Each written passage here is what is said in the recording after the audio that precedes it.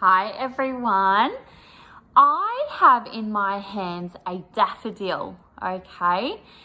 A daffodil is a gorgeous yellow flower that comes out in spring. So we are going to read a story today that is all about daffodils. So I'll just put this back in the vase and you can enjoy my daffodils while I'm reading this story called That's Not a Daffodil.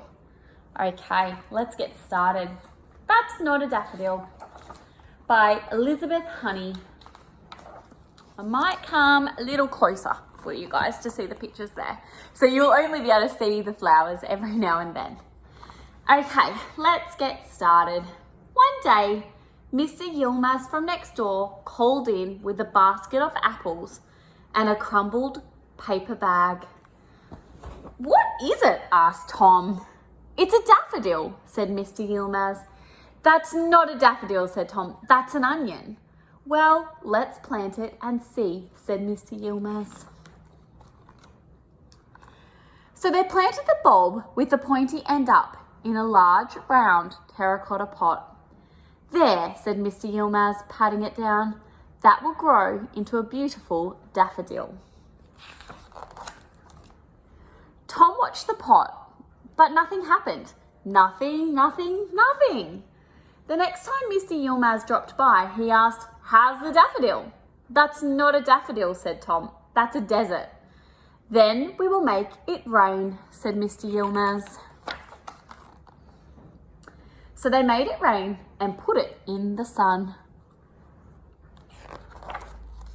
Then Mr. Yilmaz brought in a fine bunch of carrots. He asked, "How's the daffodil?" "Don't know," said Tom. "Well, let's have a look," said Mr. Yilmaz. "Now what do you think?" asked Mr. Yilmaz. "That's not a daffodil," said Tom. "That's a green beak." "So it is," laughed Mr. Yilmaz.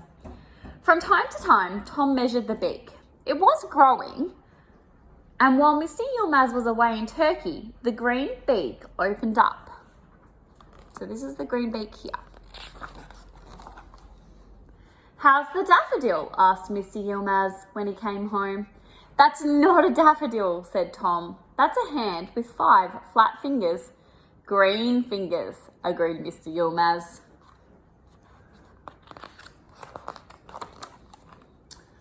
One blustery winter's day, Mr. Yilmaz blew in with a large pumpkin.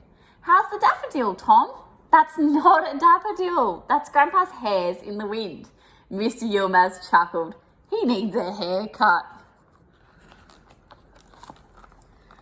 It was pouring with rain when Mr. Yilmaz brought in a bucket of lemons.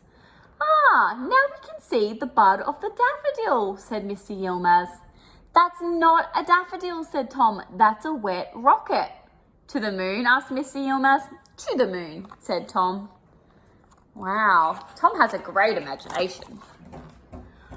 One day, Mr. Yilmaz brought his grandchildren to play, Layla and little Khan and their big bouncy dog, Carabash. They were trying to catch Carabash when he bounded away and knocked the pot. "Ow, ow," cried little Khan. "Call the plant ambulance," said Layla. "Mr. Yilmaz," yelled Tom. Mr. Yilmaz helped them put the soil back in. "Will it still grow?" asked Tom. "I believe so," said Mr. Yilmaz. "The roots have not been disturbed." "Now give it a drink, Layla, and put some water in the bird bath too." Aww. In a couple of days, the daffodil wasn't floppy anymore. "How's the daffodil after its little bumps?" asked Mr. Yilmaz. "That's not a daffodil," said Tom. "That's a street light." Mr. Yilmaz smiled. "Shining yellow, springs not far away." When Tom came home from a weekend at his grandma's, he ran to look in the backyard. "Mr. Yilmaz!" cried Tom. "Mr. Yilmaz! Ask the question!" "How is the daffodil?" laughed Mr. Yilmaz. "Quick, come and look." "Oh," said Mr. Yilmaz. Now is that a daffodil?" Tom nodded his head. That is a daffodil, yes. That's a beautiful daffodil, just like those daffodils. Ah, but it's also a trumpet of gold. Well, I love Tom's imagination.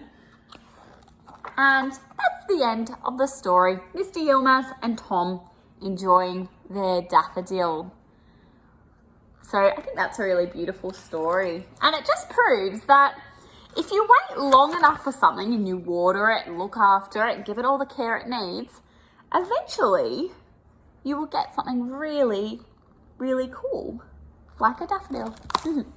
I hope you enjoyed that story, and I hope you enjoyed my yellow daffodils up there. What did Tom call them again? He called them a trumpet of gold. So they are my trumpets of gold. Bye, everyone.